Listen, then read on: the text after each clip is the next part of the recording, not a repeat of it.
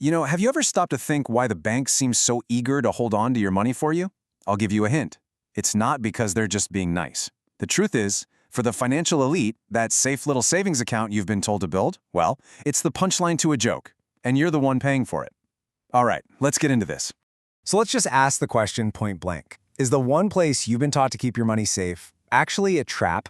I mean, the advice is practically baked into our brains, right? Work hard, save every dollar, and watch it grow safely in the bank. But what if that safe advice is actually designed to make everyone else rich except you?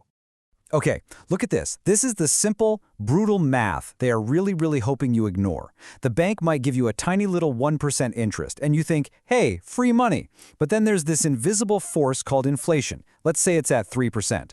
That's the rate your money is losing its actual buying power. So you do the math, you are guaranteed to be losing 2% of your wealth every single year. You're not saving. You are literally sinking in slow motion. So how in the world do we get here? How did the act of saving become a losing game? Well, to understand that, we have to jump in a time machine and go back to one single day in history that changed the rules of money forever. This is the origin story of that invisible tax that's eating away at your savings.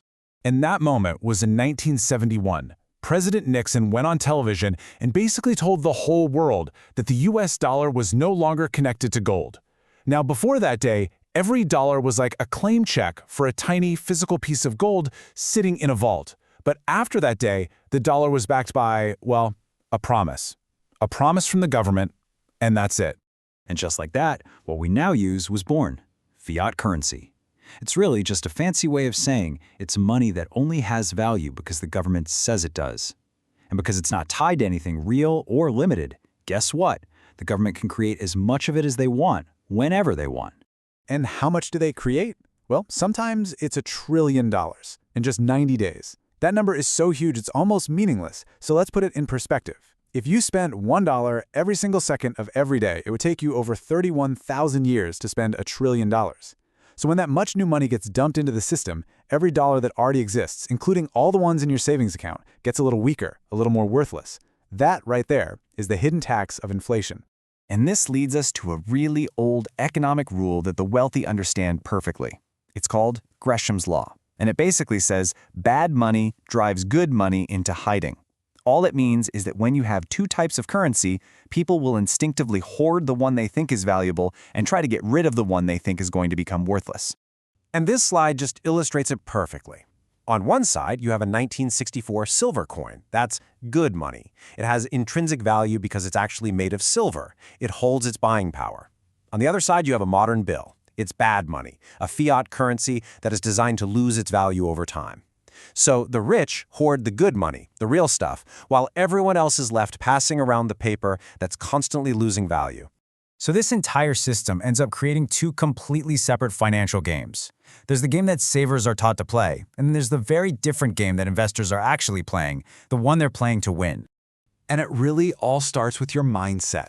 The saver is playing defense. Their whole approach is built on fear and scarcity. The main question is always, how do I just hang on to what I have and not lose it? But the investor? The investor is playing offense. Their mindset is all about growth, about leverage. Their question is, how do I make my money work for me so it creates even more money? See the difference? And this massive difference in mindset leads to totally different actions. A saver puts their money in the bank. But here's the secret. Your savings deposit isn't an asset for the bank. It's a liability. It's money they owe you. So they immediately take that money and lend it out to an investor, and that investor uses that debt to buy things that actually generate income. In a way, the saver's money is literally funding the investor's journey to wealth. So what are these things the wealthy are acquiring? Well, I can tell you they are not stacking up piles of cash. They are converting that devaluing cash into real hard assets. Things like what they call God's money, gold and silver, which have held their value for millennia. Or they're buying apartment buildings and businesses, assets that produce a steady stream of cash, month in and month out. And this is exactly why they see debt so differently. For most people, debt is a trap. You use it to buy a new car that loses value the second you drive it away. That's a liability. But for an investor, debt is an incredibly powerful tool. They use it to buy an apartment building that pays them every single month. They are using the bank's money, which is really the saver's money, to get richer. So how do you stop being the punchline? How do you start playing the same game the investors are playing? Well, it all starts with making a fundamental shift in how you see the entire world of money. So here it is. This is the playbook. First, you have to shift your mindset from defense to offense, from just trying not to lose to actively making your money work. Second, you have to start educating yourself on what real assets are, the kind that can't just be printed away. And third, you have to learn to tell the difference between bad debt that makes you poor and good debt that can build your wealth. And look, if you only remember one single thing from all of this, let it be this definition. It's the most important one in finance. An asset is anything that puts money into your pocket. A liability is anything that takes money out of it. It's that simple. That rental property that sends you a check every month, asset. Your personal car that costs you gas, insurance, and repairs, that's a liability.